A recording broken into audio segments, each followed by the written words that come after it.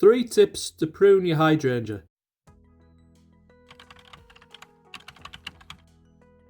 Start by taking off the old flower heads using a sharp pair of secateurs. These can then be composted. The time to do this is in early spring. This is a hydrangea I pruned last year. The customer usually likes it done early and it's never been a problem, but I'd advise to cut it in late March or early April when it shows signs of new growth.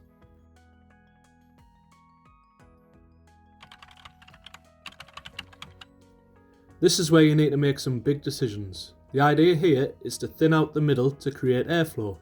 So you're looking for crossing stems damaged or diseased, and this will help your hydrangea stay healthy and stimulate new growth.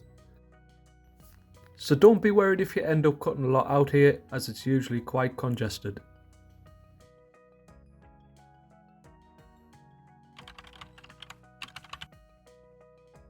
You can either do this before pruning the old flowers, or you can do it separately.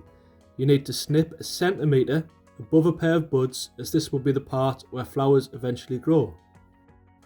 Click here for a full step-by-step video.